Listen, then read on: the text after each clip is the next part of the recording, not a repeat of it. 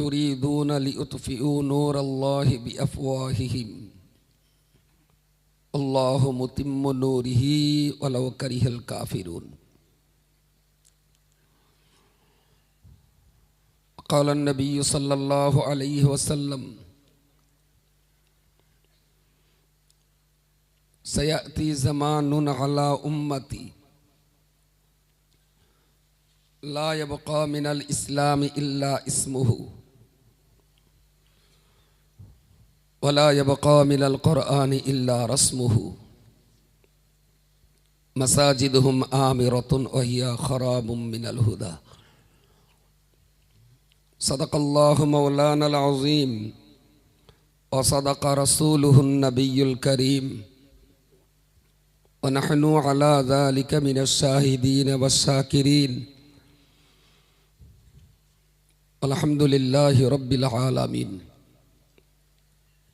সম্মানিত 2 দিনব্যাপী ইসালে সওয়াব মাহফিলের সভাপতি সঞ্চালক, এই প্রতিষ্ঠানের দায়িত্বভার মাথায় তুলে নেওয়া, পরিচালন ব্যবস্থার অঙ্গাঙ্গিভাবে সম্পর্কযুক্ত চিশতিয়া মাদ্রাসাতুল বানাতের কমিটির সদস্যবৃন্দ, শিক্ষাপ্রেমী, জাতির অগ্রগতির সহযোগী বড়গোবরা, পানিগোবরা, স্বরূপনগর, বুনরাটি তৎসংলগ্ন স্থানীয় এবং দূরাগত বিভিন্ন গ্রাম থেকে আগত ভাই ও বন্ধুগণ, বয়োজ্যেষ্ঠ মুরব্বী বাবাজিগণ, আমার অত্যন্ত স্নেহের ছোট ছোট কচি কাচারা, সর্বোপরি মাদ্রাসার বিল্ডিংয়ের ভিতরে অবস্থান করা আমার কন্যাসম ছোট ছোট ছাত্রীবৃন্দ, বাদ মাগরিব থেকে নিয়ে এই পর্যন্ত মুফতি সাহেবের জিকিরের মজলিস থেকে শুরু করে অনেক গুরুত্বপূর্ণ আলোচনা আপনারা শুনেছেন।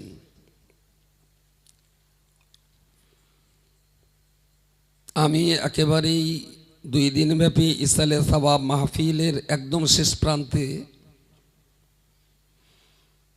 কোরআনুল কারীমের ছোট্ট একটি আয়াত এবং প্রিয় রাসূল সাল্লাল্লাহু আলাইহি ওয়াসাল্লামের নিজস্ব ভাষায় বর্ণনা করা ছোট্ট একটি হাদিস শরীফ আপনাদের সামনে উপস্থাপন করেছি।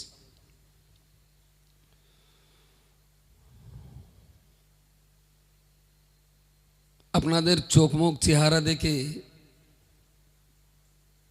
আমার ধারণা হচ্ছে যে সেই সন্ধ্যের পর থেকেই শুধু শটান কোপাকুপি হচ্ছে এখানে।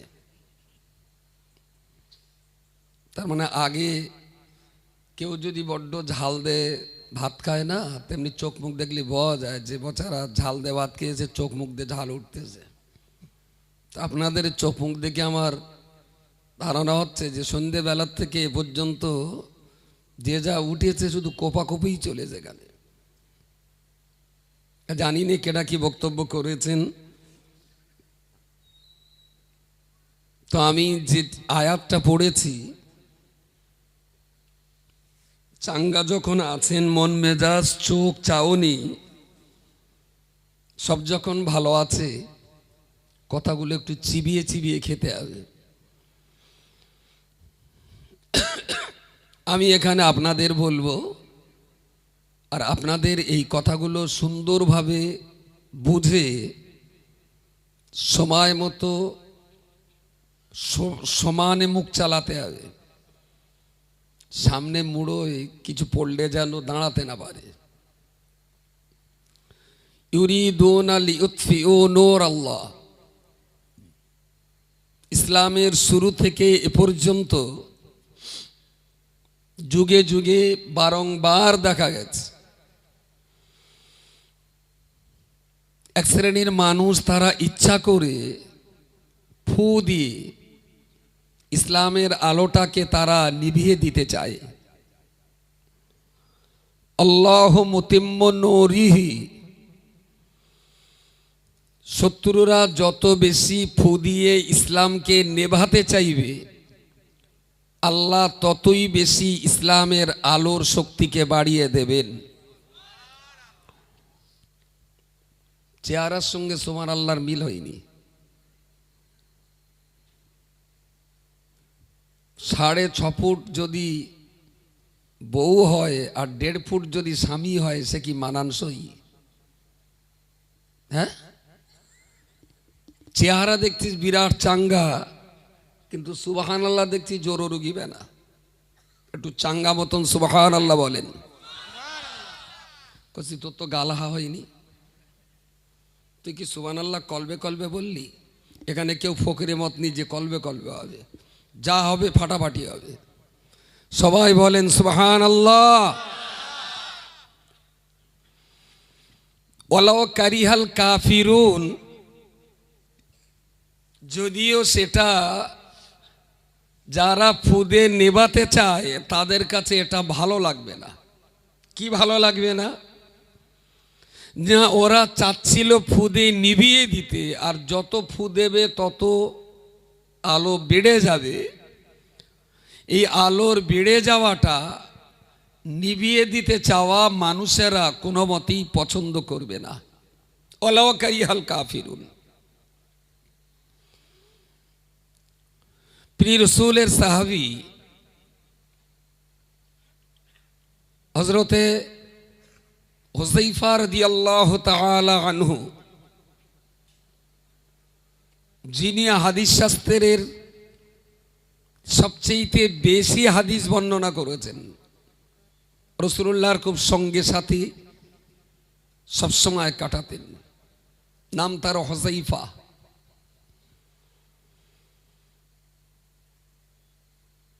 পৃথিবীর বিখ্যাত এক ঐতিহাসিক ঘটনা, দাজলা নদীর তীরে 2 জন সাহাবীর মাজারে নদীর জোয়ারের পানি ঢুকে যাওয়ার কারণে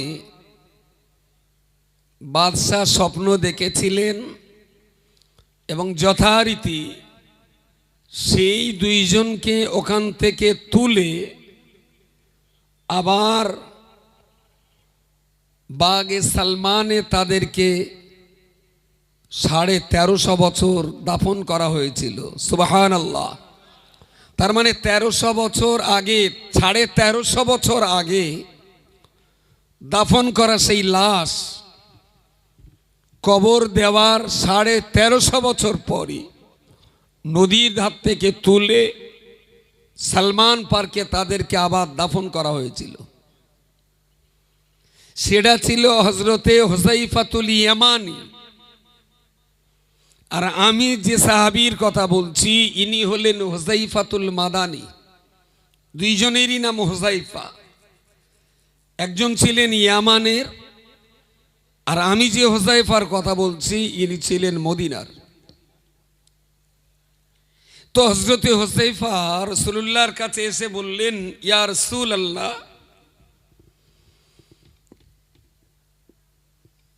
ইন্নী কুনতু ফি জাহিলিয়া, আমরা ছিলাম অন্ধকার আর অজ্ঞতার যুগের মানুষ। ফাজাআনাল্লাহু বিহাযাল খাইর, হুজুর আপনার উসিলাতে ইসলামের দামান ধরে আল্লাহ আমাদেরকে এই ভালো জায়গায় হাজির করিয়েছেন। সুবহানাল্লাহ। আমরা খুব পাপে ডুবেছিলাম, আমরা মদে আসক্ত ছিলাম, আমরা জেনা ব্যভিচারে আসক্ত ছিলাম, আমরা চুরি ডাকাতির পটু ছিলাম, আমরা মাঠ ডাঙ্গার মাস্টার ছিলাম, আমরা ধর্ষণের এক একজন দিকপাল ছিলাম, খুন খারাপি করা কোনো কিছুই আমাদের আটকাতো না। এত কঠিন পাপে ডুবে থাকার পরেও আল্লাহ আপনার ওসিলাতে ইসলামের বদৌলতে আমাদেরকে সুন্দর ভালো জায়গায় আনিয়েছেন। সুবহানাল্লাহ। রাসূলুল্লাহর উপকারের কৃতজ্ঞতা স্বীকার করছেন হুযায়ফা।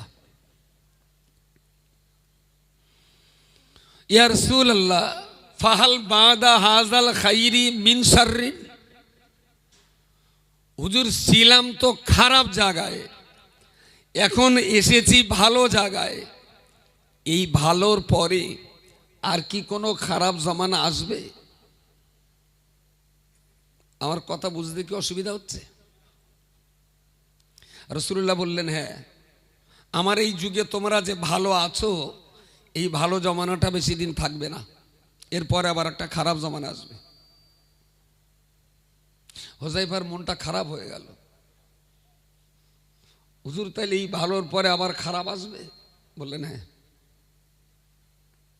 সাহাবী হুযায়ফা বললেন, ইয়া রাসূলুল্লাহ ছিলাম খারাপ, এখন ভালো আছি, এরপরে যে খারাপটা আসবে সেই খারাপের পরে কি আর কোনো ভালো আসবে? রাসূল বললেন, না, হ্যাঁ, ওই ভালোটার পরে, ওই খারাপটার পরে আবার ভালো যুগ আসবে। ফিহি দাখানুন, সেই ভালো ভালো জমানার ভিতরে একটা ধোঁয়াটে ভাব থাকবে, একটা কুয়াশাচ্ছন্ন ভাব থাকবে, হিসেবটা গুলিয়ে ফেললে হবে না। সাহাবী বললেন, ছিলাম খারাপের ভিতরে, আপনার হাতে হাত দিয়ে ইসলাম গ্রহণ করে ভালো জমানা পেয়েছি, এরপরে আবার খারাপ আসবে। আপনি বললেন সেই খারাপের পরে আবার ভালো হবে, কিন্তু সেই ভালোর ভিতরে একটা ধোঁয়াশা, একটা কুয়াশা আচ্ছন্ন ভাব থাকবে।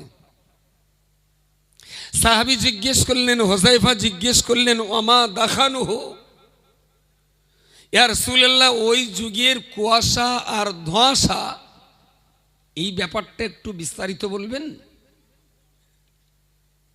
নবী বললেন, লা ইস্তান্নুনা বিগাইরি সুন্নতি ওয়া ইয়াহদুনা বিগাইরি হিদায়াতি, যে ওই যুগ জমানায় আমার সুন্নত বলে এমনও জিনিস প্রচার হবে যেগুলো আসলে আমার সুন্নত হবে না, আবার ওই জমানায় হেদায়েতের এমন রাস্তা দেখানো হবে যেটা আসলে আমার দেখানো হেদায়েতের পথ না। দুআতু আলা আবওয়াবি জাহান্নাম, এক শ্রেণীর মানুষেরা তারা জাহান্নামের চৌকাঠায় দাঁড়িয়ে পৃথিবীর মানুষকে জাহান্নামের দিকে যাবার জন্য আহ্বান করতে থাকবে। সাহাবী হুযায়ফা বললেন, ইয়া রাসূলুল্লাহ যারা জাহান্নামের দরজায় দাঁড়িয়ে মানুষদেরকে জাহান্নামের জন্য ডাক দিতে থাকবে, ইয়া রাসূলুল্লাহ তাদের লক্ষণ কি হবে? আমি তাদের চিনব কিভাবে? তাদের চেনার উপায় কি হবে?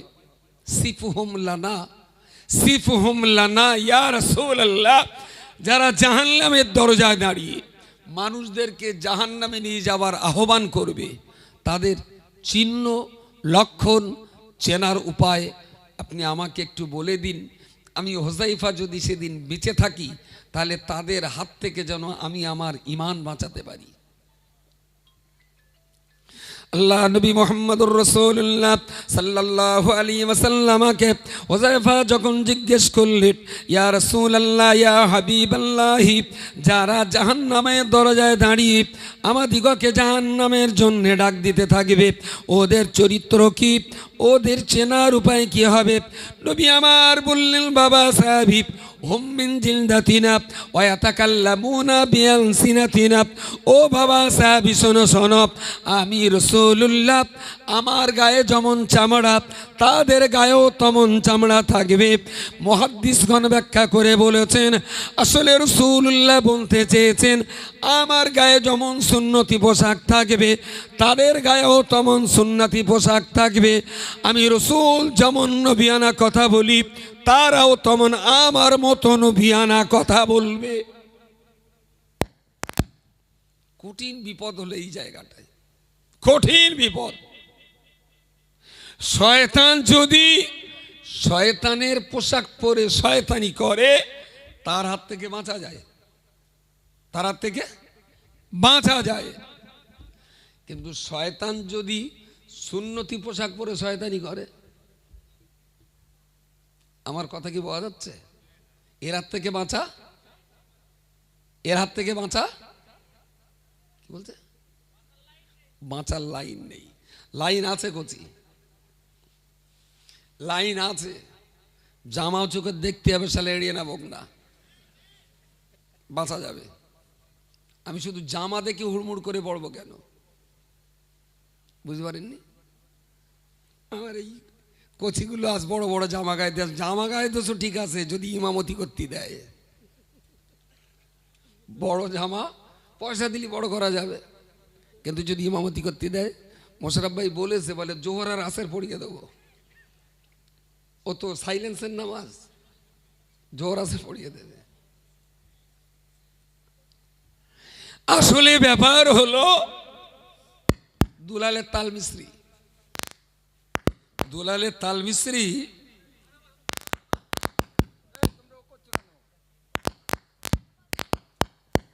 কত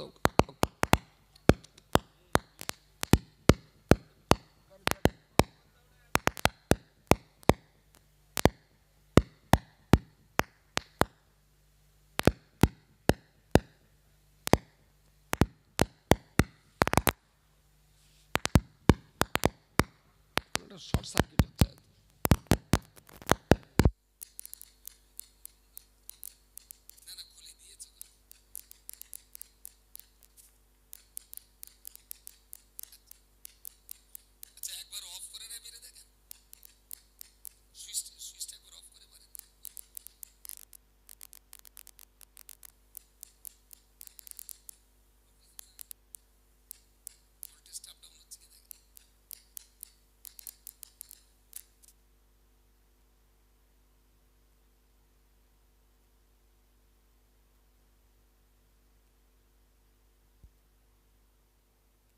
দুলালের তাল মিস্ত্রি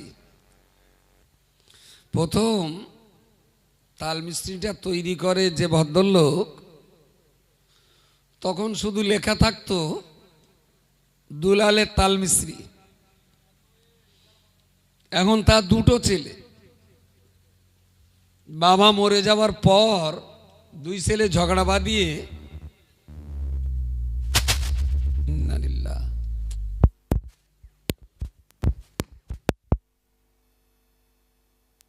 কিনে নে, আর এক ভাই নতুন কোম্পানি করবে।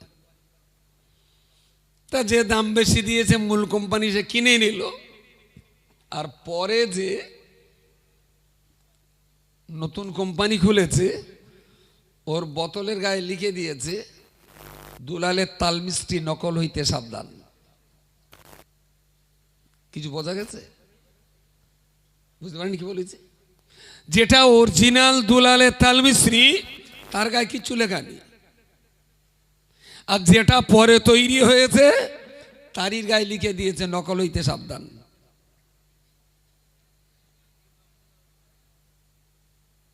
মুসিবত হলে এই জায়গাটায়, মুসিবত হলে এই জায়গাটা। আল্লাহ নবী মুহাম্মদুর রাসূলুল্লাহ সাল্লাল্লাহু আলাইহি ওয়াসাল্লাম তিনি তার সাহাবী হুযায়ফাকে লক্ষ্য করে বললেন, ও বাবা হুযায়ফা, যারা পৃথিবীর মানুষদিগকে জাহান্নামের দরজায় দাঁড়িয়ে দাঁড়িয়ে জাহান্নামে নিয়ে যাওয়ার জন্য ডাক দিতে থাকবে, ওদের আমার গায়ে যেমন পোশাক ওদের গায়েও তেমন পোশাক থাকবে। আমার জবানে যেমন ভালো ভালো কথা বলি তারাও তেমন ভালো কথা বলবে। হযরতে হুযায়ফা বললেন, ইয়া রাসূলুল্লাহ, ইয়া হাবিবাল্লাহ, আমি হুযায়ফা ওই যুগ ওই জমানা পর্যন্ত আল্লাহ পাক যদি আমায় বাঁচিয়ে রাখেন, আমি হুযায়ফা কি করতে পারি? রাসূলুল্লাহ বললেন, বাবা সাহাবী, আমি রাসূলুল্লাহ তোমার জন্য বলে দিলাম, তালজামু জামাআতাল মুসলিমিন, অবশ্যই সেই জামানাতে মুসলমানদের বড় জামাতকে তুমি অনুসরণ করবে। সুবহানাল্লাহ বলেন। মুসলমানদের একটা বড় দল তুমি অনুসরণ করবে, এবং সেই বড় দলের তালজামু জামাআতাল মুসলিমিন ওয়া ইমামাহুম, এবং সেই দলের ইমামকে তুমি অনুসরণ করবে। মুসলমানদের একটা বড় দলের ভিতরে থাকবে এবং সেই দলের ইমামের অনুসরণ করবে। এরপরেও হযরত হুযায়ফা বললেন, ইয়া রাসূলুল্লাহ, আমি যদি ওই ফিতনার জমানে মুসলমানদের কোনো ভালো দল, মুসলমানদের কোনো ইমাম যদি খুঁজে না পাই, আমি কি করব? রাসূল বললেন, তুমি মানুষের সমাজ বাদ দিয়ে কঠিন খিদের কষ্ট সহ্য করতে না পেরে জঙ্গলের গাছের শিকড় কামড়ে থেকেও তুমি মরে যাবে, তবুও যেন তুমি কারোর হাতে ঈমান তুলে দিও না। জমানাটা খুব কঠিন, খুব কঠিন, মনে রাখুন এ পর্যন্ত। কোরআনের আয়াত যেটা পড়েছিলাম, ইউরিদুনা লিইউতফিউ নূর আল্লাহ, একদল মানুষ তারা ফু দিয়ে চেষ্টা করে আল্লাহর আলোটাকে নিভিয়ে দেওয়ার জন্য। আপনি বলেন, আজ থেকে 10 বছর আগে এই জায়গায় কি সন্ধ্যের পরে কোনো মানুষ আসতো? মাদ্রাসার বয়স ক বছরে? 17 সালে। 10 বছর হয়নি। 17 আর 5 22, আর তার আগে 1-1.5 বছর টুকটাক আলোচনা চলেছে, মক্তব চলেছে, কিন্তু সন্ধ্যার পরে এখানে কোনো মানুষ আসতো না। আচ্ছা, আজ থেকে 17 বছর আগে জামিয়ার ওই আমবাগানে কেউ যেত? জামিয়ার আমবাগানে বছরে শুধু আম পাড়তে যেত, আর বইলে হলে একটু স্প্রে করতে যেত, তাছাড়া মানুষ যেত না। আজ থেকে 12 বছর আগে খাদিজার ওই বাগানে কেউ যেত না। পেশাব লাগলে মানুষ রাস্তার ধারে হিসু করে দিত, অত দূরে যেত না। আচ্ছা, এই যে অন্ধকার জায়গাগুলো কোরআন সুন্নাহ শরীয়তের আলোয় আলোকিত হয়েছে, এর পিছনে কি মুফতি আব্দুল কাইয়ুম সাহেবের কোনো অবদান নেই? মুফতি সাহেবের অবদান একটু একটু বলেন। আচ্ছা,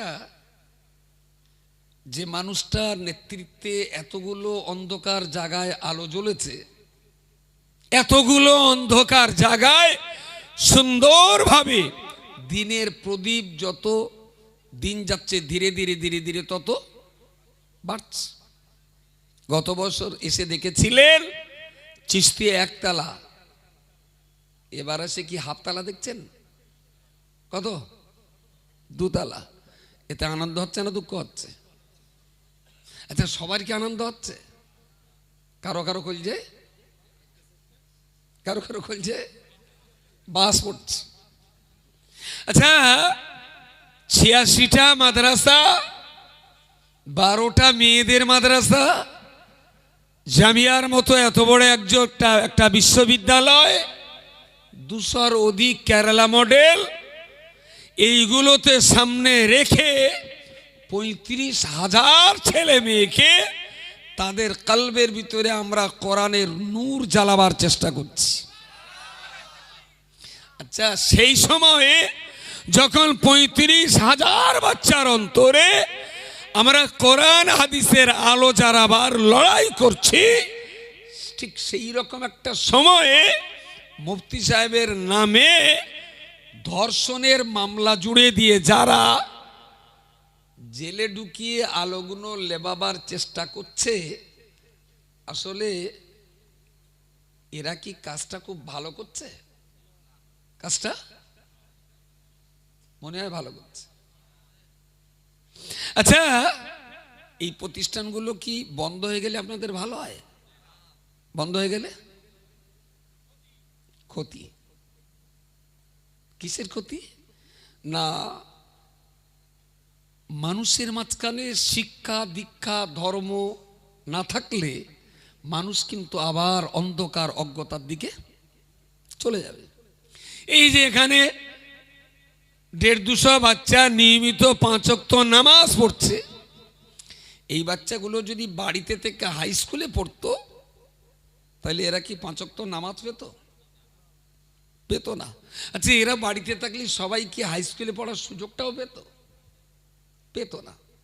তাহলে যে মানুষটা, যদিও আমাদের একটা বড় পরিবার অল ইন্ডিয়া সুন্নাতুল জামাত, সবারই অবদান আছে, কিন্তু এর পরেও নেতা তো একটা লাগে নাকি, ইমাম তো একটা লাগে।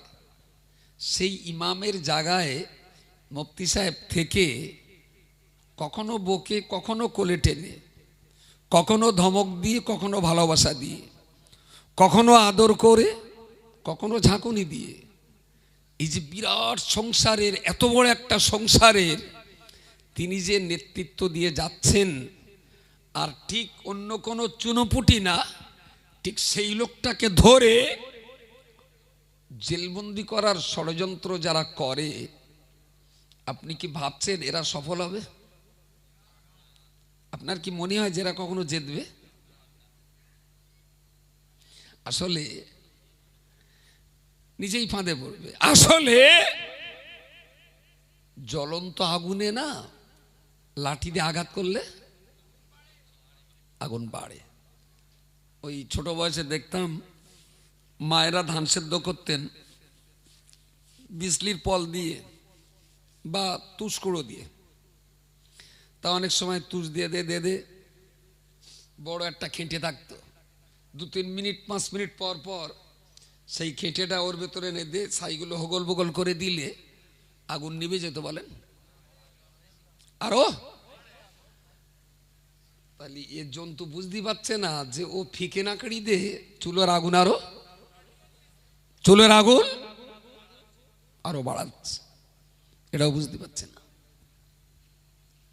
প্রিয় শ্রোতা মণ্ডলী, মনে রাখুন, আমি আপনাকে বলতে চাইছি, নবী মুসা আলাইহিস সালামের জামানায়, নবী ইব্রাহিমের জামানায়, হযরতে সুলাইমান নবীর জামানায়, নবী দাউদ আলাইহিস সালামের জামানায়, নবী ইয়াহইয়া আলাইহিস সালামের জামানায়, নবী হুদ আলাইহিস সালামের জামানায়, সর্বোপরি আমাদের নবী মুহাম্মদুর রাসূলুল্লাহ সাল্লাল্লাহু আলাইহি ওয়াসাল্লামের জামানাতে, ইমামে আযম আবু হানিফার জামানাতে, খাজা মুঈনুদ্দিন চিশতির জামানাতে, মুজাদ্দিদ আল-ফিসানি রহমাতুল্লাহ আলাইহির জামানাতে, ইমাম বুখারীর মতো মানুষের বিরুদ্ধে রাশিয়ার বোখারা শহরের মানুষেরা ইমাম বুখারীর মতো মানুষের বিরুদ্ধে কাফের ফতোয়া দিয়েছিল।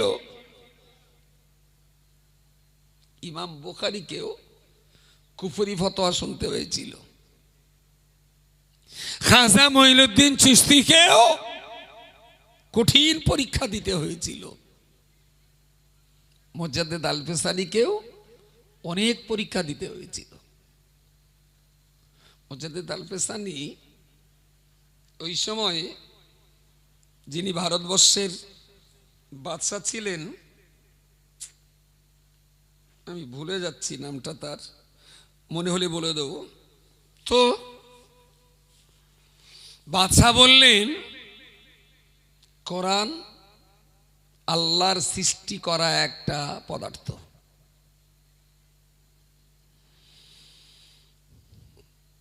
মুজাদ্দিদ আল-ফিসানি বললেন না। ইমাম আহমদ ইবনে হাম্বল বললেন যে কোরআনকে আল্লাহ সৃষ্টি বস্তু বললে বাদশার ঈমান থাকবে না। একটু জটিল ব্যাপার। আমি যদি এক বাক্যে জিজ্ঞেস করি যে কোরআন কে সৃষ্টি করেছেন, সবাই বলে দেবেন আল্লাহ। এখানে আপনারা যারা আছেন সবাই বলে দেবেন আল্লাহ। কিন্তু কোরআন কি সত্যি সত্যি আল্লাহ সৃষ্টি করা? তার মানে ঘোল খেয়ে গেছেন, ঘোল একদম ঘোল খেয়ে গেছে। এতদিন শুনি আল্লাহর কালাম, আল্লাহর কোরআন, আর আজকে লোক বলছে কোরআনকে আল্লাহ সৃষ্টি করা। জিজ্ঞাসা, একটা লোকের হিম্মত হয়নি ঠোঁট কলার। আসলে আল্লাহর সৃষ্ট বস্তু আর আল্লাহর কালাম, এই দুটো বাক্যের ভিতরে বিরাট তাৎপর্যগত ব্যাখ্যা আছে। কিসেই ব্যাখ্যা? বাদশা বললেন যে কোরআন আল্লাহ সৃষ্টি করা একটা বস্তু। ইমাম আহমদ ইবনে হাম্বল বললেন না, কোরআন যদি কেউ বলে যে আল্লাহ সৃষ্ট বস্তু, তাহলে তার ঈমান থাকবে না। বাদশা লোক পাঠিয়ে ইমাম আহমদ ইবনে হাম্বলকে ডেকে পাঠালেন যে ইমামকে ডাকো আমার দরবারে। পুলিশ সামন নিয়ে গেল। বাদশাহ বললেন, দেখো, বাদশার যদি দরকার হয় তাহলে আমি কেন সেখানে যাব? বাদশাকে আমার কাছে আসতে বলো। সুবহানাল্লাহ বলেন, একটু জোরে বলেন। বলে, আমার যদি কখনো দরকার পড়ে আমি যাব বাদশার কাছে। এখন তো ব্যাপারটা বাদশার ব্যাপার, তাহলে আমি কেন যাব? বাদশাকে আসতে বলো।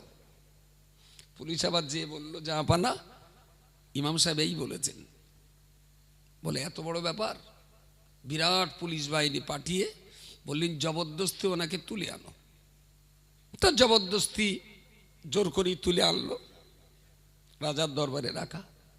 বললেন, আমি যে বলেছি কোরআন আল্লাহর সৃষ্ট বস্তু, আপনি তার প্রতিবাদ করলেন কেন? উনি বললেন, কেউ যদি বলে কোরআন আল্লাহর সৃষ্টি করা বস্তু, তাহলে তার ঈমান থাকবে না, সে বেদিন হয়ে যাবে। বললেন, কি বলতে হবে? বললেন, আল কোরআনু কালামুল্লাহ, কোরআন আল্লাহ সৃষ্টি করা বস্তু নয়, কোরআন হলো আল্লাহর কালাম। বলুন সকলে সুবহানাল্লাহ। বলেন, তুমি যদি কোরআনকে আল্লাহর কালাম বলো, তাতে যদি দোষ না হয়, আর আমি যদি বলি কোরআন আল্লাহ সৃষ্টি করেছেন, এতে কেন দোষ হবে? ইমাম আহমদ ইবনে হাম্বল ওই রকম সময় বাদশার সামনে দাঁড়িয়ে বললেন, ও বাদশা জাহাপানা, আপনি কি জানেন না আল্লাহ পাক কোরআনের ভিতরে বলেছেন, কুল্লু মান আলাইহা ফানি ওয়া ইয়াবকা, কুল্লু মান আলাইহা ফানি ওয়া ইয়াবকা ওয়াজহু রাব্বিকা যিল জালালি ওয়াল ইকরাম। আল্লাহ পাক কোরআনে বলেছেন, যা কিছু আল্লাহ সৃষ্টি করেছেন, কিয়ামতের দিনে আল্লাহ পাকের সব সৃষ্টি ধ্বংস হয়ে যাবে। কুল্লু মান আলাইহা ফান, আল্লাহর সব সৃষ্টি ধ্বংস হয়ে যাবে। ও বাদশা জাহাপানা, আপনি যদি বলেন কোরআন আল্লাহ সৃষ্টি করা, তাহলে এটাই তো প্রমাণ হয়ে যাবে কিয়ামতের দিন এ কোরআন তো ধ্বংস হয়ে যাবে। কুল্লু মান আলাইহা ফান, আল্লাহ সৃষ্টি করা সব কিয়ামতে ধ্বংস হবে। যা কিছু আল্লাহ সৃষ্টি করেছেন, তো আপনি যদি বলেন কোরআন আল্লাহ সৃষ্টি করা, তাহলে আপনাকে বলতে হবে যে কোরআন কিয়ামতে ধ্বংস হবে। মারপেসটা কি আবার মাথায় ঢুকেছে? উনি বললেন, হ্যাঁ, তা তোমার কথা যুক্তি আছে। সৃষ্ট বস্তু যদি বলি কোরআন আল্লাহ সৃষ্টি করা, তাহলে এটা মেনে নিতে হবে যে কোরআন একদিন ধ্বংস হবে। কিন্তু আসলে কি কোরআন ধ্বংস হবে? কোরআন তো ধ্বংস হবে না। তা বলছি, ইমাম আহমদ ইবনে হাম্বল কে বললেন, আপনি যে বলেছেন ঠিকই বলেছেন, কিন্তু আমি যে বাদশাহ, আমি তো একবার বলে ফেলেছি যে কোরআন আল্লাহ সৃষ্টি করা। অন্তত আমার মান সম্মানের দিকে তাকিয়ে আমার এই কথাটার বিরুদ্ধে আপনি প্রতিবাদটা করবেন না, আপনার চুপচাপ থাকুন। ইমাম আহমদ ইবনে হাম্বল বললেন, এটা কি করে সম্ভবপর হতে পারে? আপনি যেটা অন্যায় বলেছেন, কোরআন আল্লাহ সৃষ্টি করা, এটা যদি আপনি বলেন, তাহলে কোরআনের আয়াত অনুযায়ী এটাই তো প্রমাণ হয়ে যায়, কুল্লু মান আলাইহা ফানিন, আল্লাহ সব সৃষ্টি ধ্বংস হয়ে যাবে। তাহলে আল্লাহর কোরআন ধ্বংস হবে, এ কথা বিশ্বাস করলে তো ঈমান থাকবে না।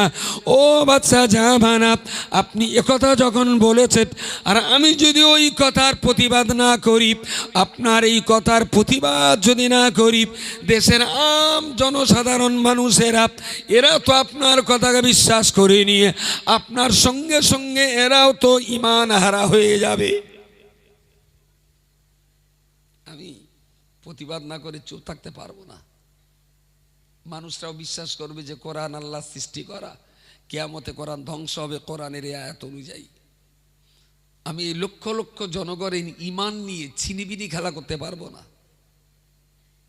হয় আপনার কথা ফিরিয়ে নিন, না হলে আমি আপনার কথার প্রতিবাদ করব। সুবহানাল্লাহ বলেন, প্রতিবাদ করে যাব। বাদশাহ ইমাম আহমদ ইবনে হাম্বলকে কারাগারে বন্দী করে দিলেন, আর প্রতিদিন চাপে রেখে বাদশার কাছ থেকে, ইমাম সাহেবের কাছ থেকে এই কথাটা স্বীকারোক্তি দেওয়া যে যতক্ষণ আপনি না বলবেন যে আমি প্রতিবাদ বন্ধ করব, ততক্ষণ আপনার ছাড়া হবে না। উনি কোনো মতেই বললেন, আমার যদি জেলখানায় মরণ হয় আমি জেলখানায় মরতেও রাজি আছি, কিন্তু এত বড় অন্যায়কে আমি চুপ থেকে কখনো মেনে নিতে পারি না। আমি বলে যাব। দেশে আস্তে আস্তে আস্তে আস্তে সাধারণ মানুষের ভিতরে রাগ, ক্ষোভ ধীরে ধীরে ধীরে ধীরে বাড়তে থাকলো। বাদশা দেখলেন যে এইভাবে যদি চলতেই থাকে একদিন হয়তো আমার রাজত্ব ওলটপালট হয়ে যাবে। তো ইমাম সাহেবকে খুব তাড়াতাড়ি একটা ব্যবস্থা নিতে হবে। রাজ দরবারের ভিতরে ইমাম আহমদ ইবনে হাম্বলকে ডাকা হলো। আপনার উজির নাজির মন্ত্রীদের মাঝখানে ইমাম আহমদ ইবনে হাম্বলকে ডেকে প্রচণ্ডভাবে চাপ সৃষ্টি করা হলো। ইমাম আহমদ ইবনে হাম্বল কোনো মতেই তিনি কথা মানতে পারলেন না, তার উপরে চাবুক মারা হলো। ইমাম আহমদ ইবনে হাম্বলের দেহ রক্তাক্ত হয়ে গেল। তখনও পর্যন্ত রক্তাক্ত অবস্থাতে ইমাম আহমদ ইবনে হাম্বল বলতে রইলেন, না না না না, আমি কখনোই বলবো না যে কোরআন আল্লাহ সৃষ্টি করেছেন। আমার জীবনের শেষ নিঃশ্বাস থাকা পর্যন্ত আমি বলবো কোরআন আল্লাহ পাকের কালাম, কোরআন আল্লাহ সৃষ্টি করা, এটা কোনো দিনের জন্য মানব না। কোরআন হলো আমার আল্লাহ পাকের একটা কালাম। বিপদ হলো যে সৃষ্ট বস্তু বললেই তো মেনে নিতে হবে যে কোরআন তালি ধ্বংস হবে, কারণ আল্লাহই বলেছেন সব সৃষ্টি ধ্বংস হবে। আমি কখনো কোরআন ধ্বংস হবে আমি প্রত্যক্ষ বা পরোক্ষ, সরাসরি বা ঘুরিয়ে কোনো দিক দিয়ে আমি একথা মানব না। ইমাম আহমদ ইবনে হাম্বলের দেহ রক্তাক্ত হলেও তিনি তার কথায় অটল এবং অবিচল। একটা টাইমে তার হাত দুটো পিছনে বেঁধে জায়গায় দাঁড় করিয়ে ঠিক করা হলো যে ইমাম সাহেবের পরনের কাপড়টা খুলে দেওয়া হোক, পরনের কাপড় খুলে দেওয়া হোক। এই এতগুলো মানুষের সামনে তার কাপড়কে যদি নগ্ন করে দেওয়া হয়, নিজের ইজ্জত বাঁচাবার স্বার্থে যে হয়তো বাদশার কথাটা মেনে নেবে। আচ্ছা, ষড়যন্ত্রগুলো কি খুব হালকা বলে মনে হচ্ছে? জগৎ জোড়া একজন ইমাম, উনি শুনলেন কানে, ইস,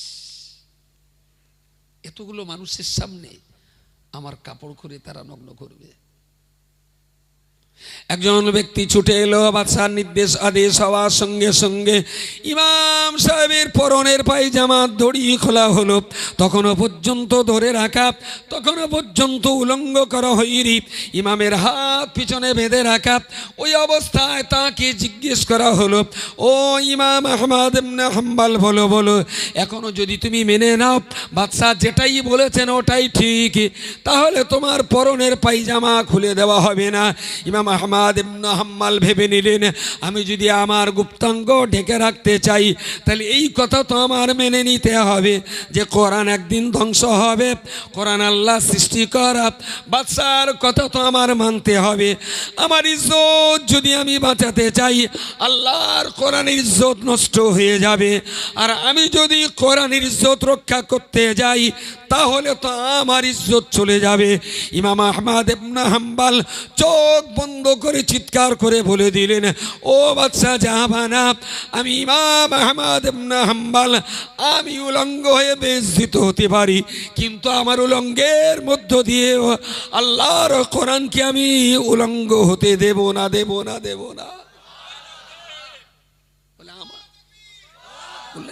আমার ইজ্জত যাক, আল্লাহর কোরআনের ইজ্জতকে আমি উলঙ্গ হতে দেব না। দড়ি ধরে রাখা ব্যক্তিটা তার হাত ছেড়ে দিলেন। নাভির উপর থেকে পায়জামাটা এ পর্যন্ত আসতে না আসতেই কোনো মানুষ দেখা গেল না, যিনি কাপড় ছেড়ে দিয়ে দাঁড়িয়ে রয়েছেন, উলঙ্গ হয়ে যাবে। কাপড়ের দড়িটা ছেড়ে দিলেন, এ পর্যন্ত নামতেই দেখলো অদৃশ্যের কোনো হাত এসে ইমাম আহমদ ইবনে হাম্বলের পায়জামার দড়িটা টাইট করে বেঁধে দিলেন। সুবহানাল্লাহ।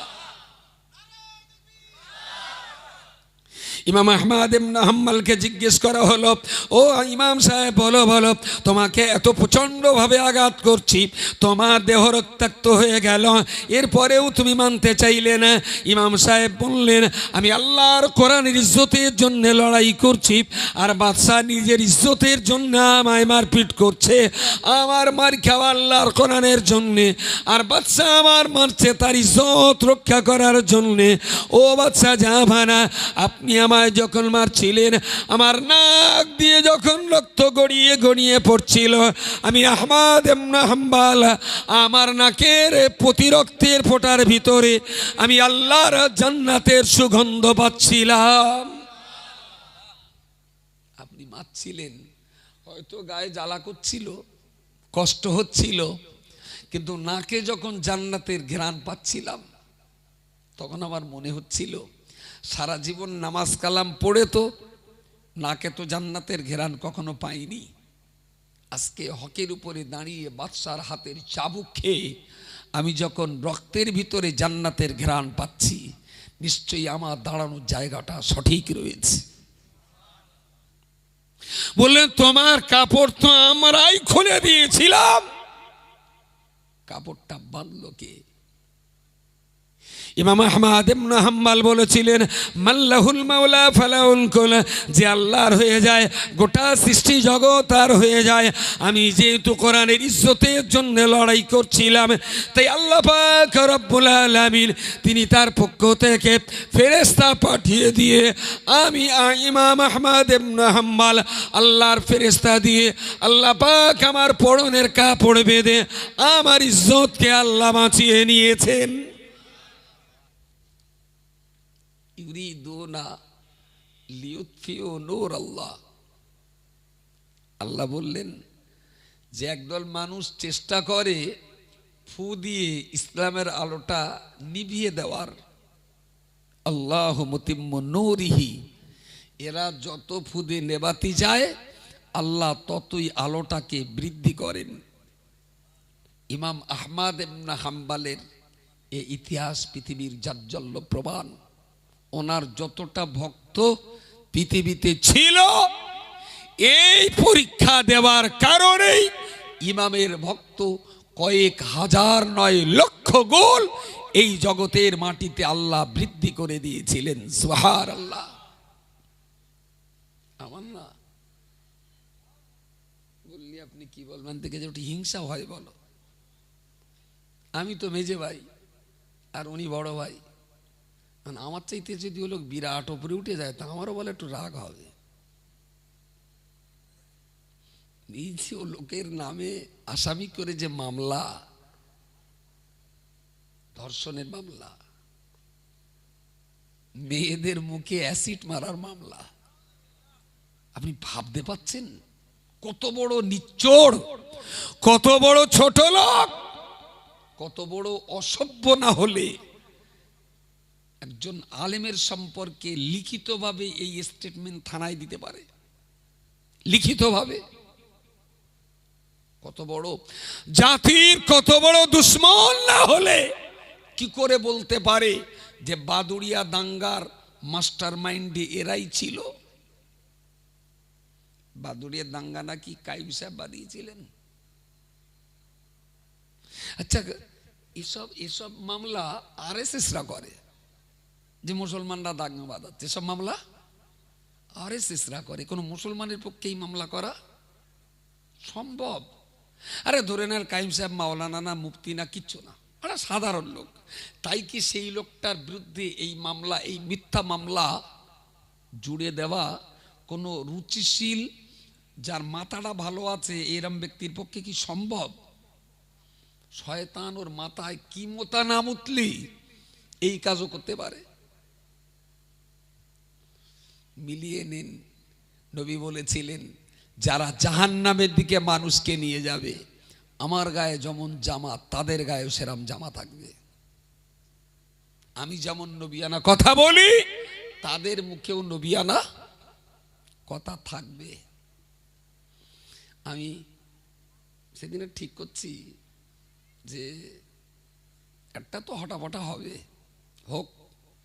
শালা এই হটাপটার ভেতর দিয়ে মুফতি সাহেবের ভক্ত ছিল 500, আল্লাহ এই অগ্নি পরীক্ষার ভিতর দিয়ে ও লোকের ভক্তর পরিমাণ 5 লাখে পৌঁছে দেবে।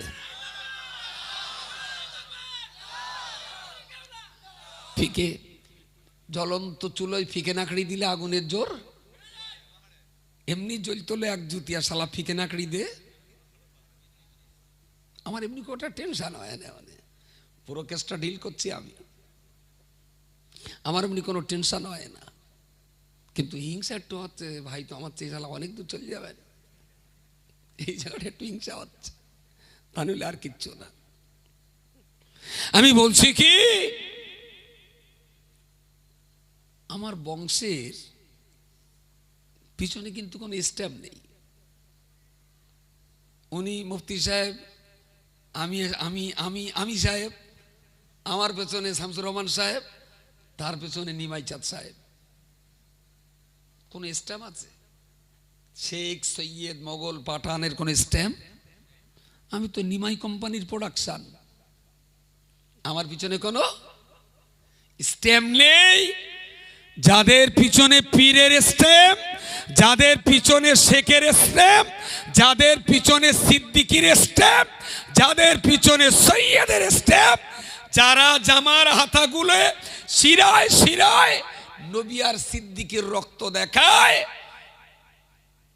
আমরা Nimai company without any stamp যদি 35,000 মানব সন্তানের মুখে কোরআনের আলো জ্বালাতে পারে, তাহলে শেখ সৈয়দ মোগল পাঠানদের রক্ত যাদের শিরায় জোয়ার ভাটা খেলছে পশ্চিম বাংলার জমিনে, তারা কি কামাই করেছে একটু বলবেন? আমার কথা বোঝা যাচ্ছে?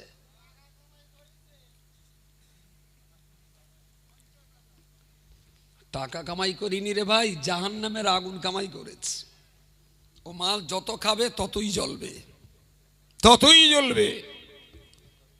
ঠিক এই পরিস্থিতির মাঝখানে সেদিন একটা উকিলের সঙ্গে কথা বলতে গেছি, সে উকিলের সঙ্গে 1 ঘন্টা কথা বললো, 4,000 টাকা ফি।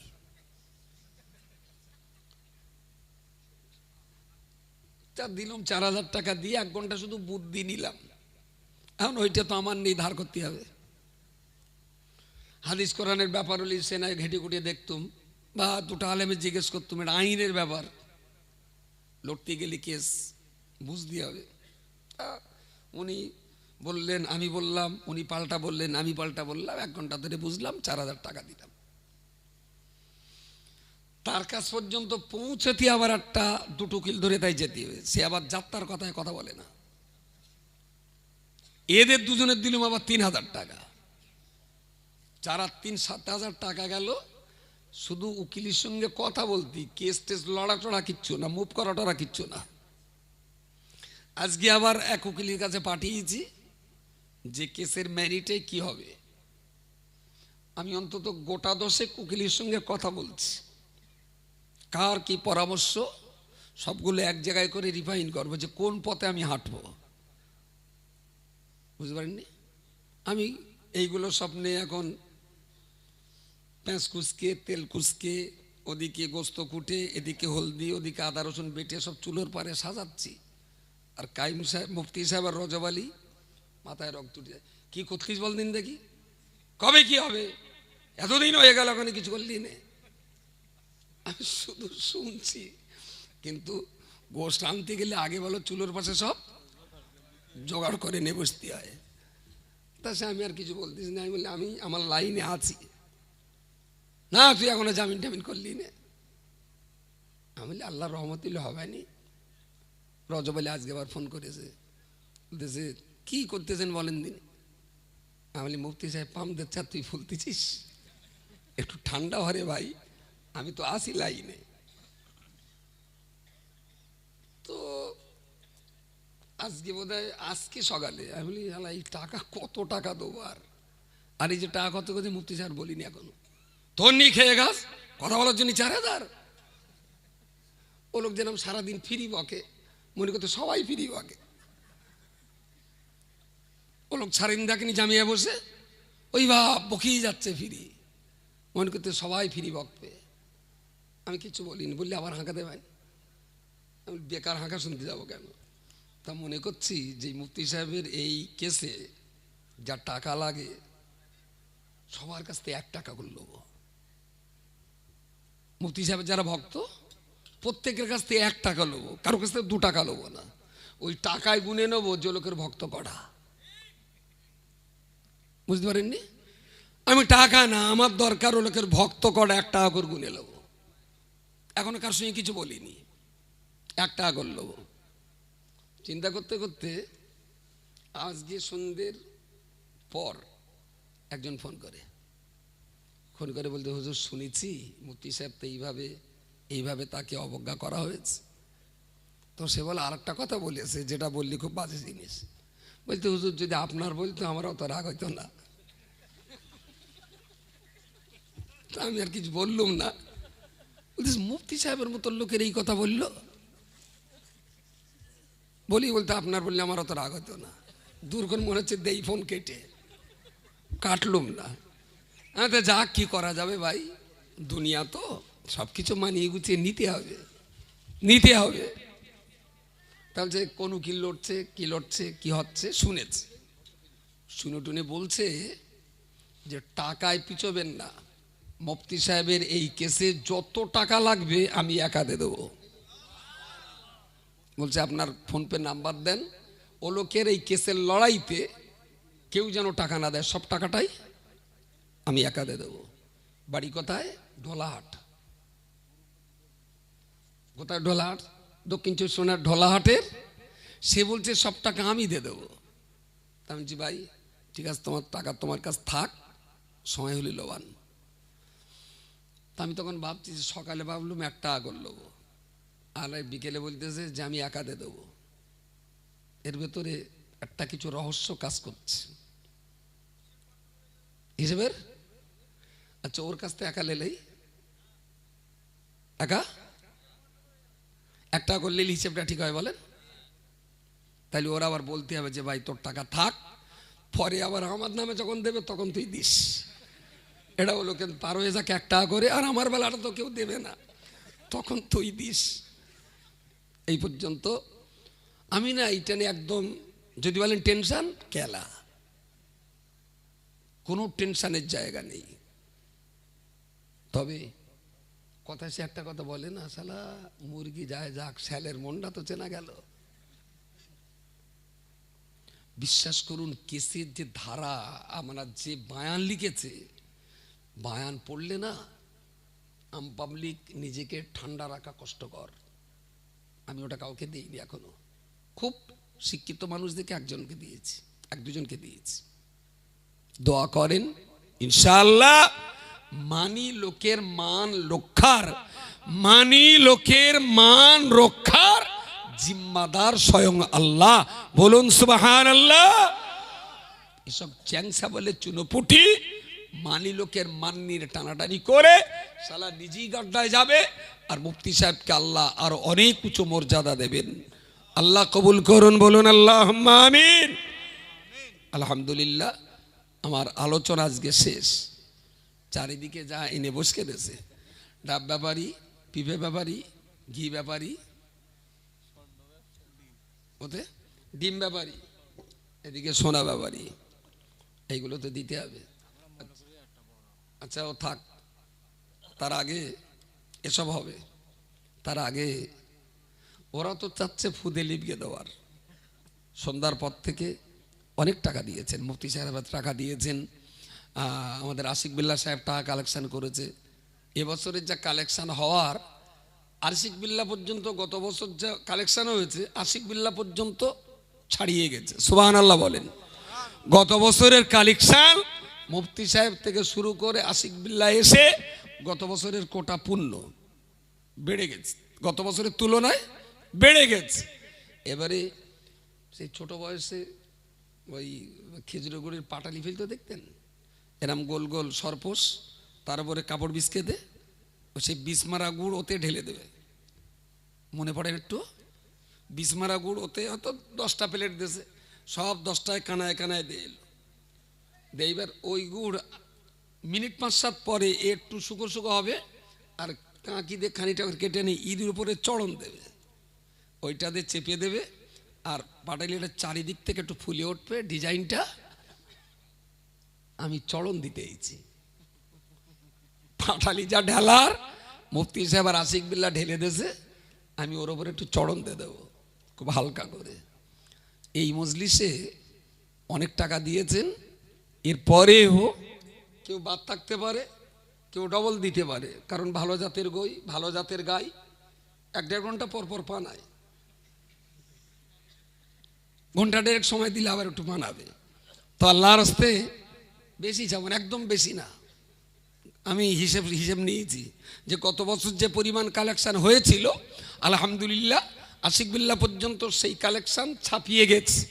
ওর ওপরে চড়ন দেওয়ার জন্যে একদম 1000 টাকা দেবো, হয় এখন দেবেন না পরে দেবেন, 1000 টাকা করে, 10,000 50,000 এখন নেবো না, দিয়েছেন অনেক দিয়েছেন। কেটে কেটে দেবে 1000। ও কচি দাঁড়াচ্ছে কেন, খাতা কোনো ধরেন, ও ছপ্পর ফেটকে দেবো, 50 পার করে দেবো, চোখ মুখের চাউনি ভালো আছে ইনশাল্লাহ। ইনশাল্লাহ বলেন, জোরে বলেন ইনশাল্লাহ। প্রথম নম্বরে কেটে 1 নম্বরে 1000 টাকা, মাশাআল্লাহ। চশমাটা চোখই দেই, 1 আঙুল কি 2 আঙুল, একটা না দুটো, একটা, বেশ আলহামদুলিল্লাহ। এখন দিতে পারেন, পরে দিতে পারেন। ভাইয়ের নামটা কি জানো? আল্লাহ পাকের বান্দা প্রথমে মোহাম্মদ মফিজুল ইসলাম বড় গোবরা মল্লিক পাড়ায়, হাফিজুল ইসলাম বড় গোবরা মল্লিক পাড়ায় বাড়ি, তিনি 1000 টাকা চেয়েছি, নগদ দিয়েছেন। আল্লাহ তার দানকে কবুল করুন। আমি নগদ চাইনি, নগদ দিতে পারেন, বাধ্য করিনি, প্রতিশ্রুতি দিতে পারেন। তিনি প্রথম 1000 টাকা দিয়ে শুরু করেছেন। জালেম অত্যাচারী অজ্ঞমূর্খরা তারা ফু দিয়ে আলো যেমন লিবাতে চাইবে, আল্লাহ পাক রব্বুল আলামিন যুগ যুগ ধরে ওরা যতই ফু দেবে, আল্লাহ ইসলামের বাতিকে ততই বাড়িয়ে দেবেন। তারই মুআজিজা স্বরূপ আমি অর্থ চেয়েছি। আমার জনাব হাফিজুল ইসলাম 1000 টাকা প্রথম দিয়েছেন, আল্লাহ তার দানকে কবুল করুন। জোরে বলুন আল্লাহুম্মা আমিন, নারে তাকবীর, আলহামদুলিল্লাহ আলহামদুলিল্লাহ। ভবানীপুর বাড়ি, দিল্লি প্রবাস রয়েছেন আবুল হোসেন ভাই, উনি 500 টাকা দেবেন। আল্লাহ দানকে কবুল করে নিন, উদ্দেশ্য আল্লাহ সফল করুন।